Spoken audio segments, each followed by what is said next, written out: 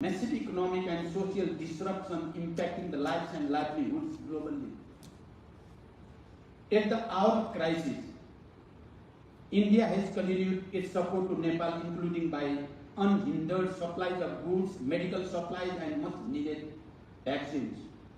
We are thankful to the government and people of India for the generous assistance extended to Nepal during difficult times, including in the aftermath of the devastating earthquake in 2015. The response from the government of India in the wake of earthquake was speedy, spontaneous, and substantial. We greatly value India's support in the post-earthquake reconstruction. We greatly value India's long-standing cooperation in Nepal's development pursuit. Cross-border connectivity is an important agenda. It brings the economy closer, promotes bilateral trade, and facilitates people-to-people contacts. It also has a multiplier effect on the economy. To enhance trade and economic activities, Nepal has prioritized connectivity infrastructure, including roads, railways, waterways, and transmission lines. Agriculture offers huge potential for cooperation. We need to implement the important understanding reached in the past for promoting cooperation in this sector. We appreciate India's valuable support in supplying chemical fertilizer to Nepal. Nepal and India are working on different large projects, including integrated checkposts and rail links. Railway link with India is being scaled up. Passenger service in Jayanagar-Kurta railway have resumed, connecting Nepal with Indian railway network. We are expecting India's favorable response to our request for additional air entry points as we expand the network of international and regional airports in Nepal. Additional projects are in the pipeline. While there is enough room for upgradation, lack of infrastructure is no more a constraining factor in scaling up our commerce, connectivity, and cooperation. As a home of natural heritage and religious sites, Nepal warmly welcomes Indian tourists. Be it for nature, culture, or for adventure, we expect an increased flow of Indian visitors in the days ahead. Ramayana circuit, Buddhist circuit, Shiva circuit, and other religious sites, including Pashupatinath, Muktinath, Janakpur Dham, solemnly represent our civilizational bonds and potential for scaling up religious tourism. Ladies and gentlemen, while the world is grappling with climate change, cooperation between Nepal and India at bilateral as well as global level holds a huge potential. As a mountain economy with very rich biodiversity and a home of mighty Himalayas, Nepal's ecosystems are also global goods. Unfortunately, climate change has disproportionately impacted Nepal not only by gradual melting of the vast ice reserve in high Himalayas, but also affecting the lives and livelihood of millions of people downstream.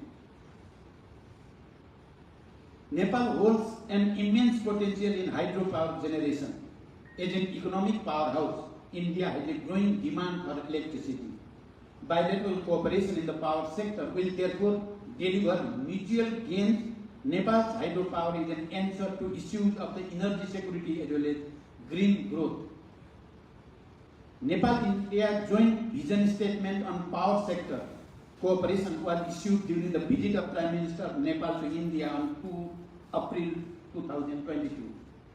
Based on it, a long-term approach in joint development of hydropower and seamless power trade will further unleash economic potential between Nepal and India. Cross-border transmission infrastructure is being strengthened with new and upgraded transmission lines. The potential for power trading between two countries is ever growing. The quantum of hydropower export from Nepal to India has increased over 360 megawatts, and we look forward to fostering this export on a long-term basis. Based on joint vision, we can further explore power trading on a regional basis, including the BPIN framework. Nepal is eager to welcome more investment from Indian investors and developers in hydropower. In addition, we have prioritized some of the most potential sectors for investments such as agriculture, infrastructure, connectivity, tourism, export-oriented industries which can help in economic recovery and prepare ground for take-off. India today has emerged as a major economy. The achievement made by India in economic, social, scientific and other frontiers in recent years have been remarkable. India's development has been truly spectacular and inspiring. The people of Nepal had stood by India during its struggle for independence. Nepal had provided moral as a material support. Today, they are standing by the people of India in their quest for development. India's policy of the neighborhood first and Sabka Saath, Sabka Vikas can provide momentum to both regional and sub-regional process in South Asia, particularly in the areas of trade, transit, connectivity and hydropower. We are also happy to see India's lead in several multilateral initiatives including International Solar Alliance, Coalition for Disaster Resilient Infrastructure and WHO Global Center for Traditional Medicine. Also, India has driven the agenda of G20 and BRICS. In many international fora, including the United Nations, our countries have worked closely. We share a collaborative spirit in various regional and sub-regional platforms. Ladies and gentlemen, there are some issues left by history.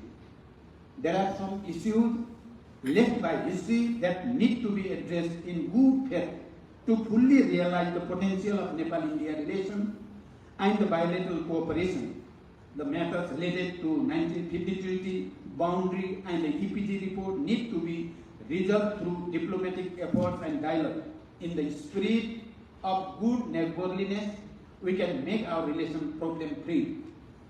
The commonalities between Nepal and India and the extent of engagement have created a synergy for a robust interdependence. We must capitalize on these enablers to ensure that cooperation bears fruits for people of both the countries. Goodwill, trust, understanding, equality, mutual respect and benefit should continue to underpin our relationship. Before I conclude, I express my sincere thanks once again to the Foundation for Public Awareness and Policy for organizing this event. I reiterate my unflinching hope for closer and mutually rewarding relations between our two countries in the days to come. Thank you. Thank you very much.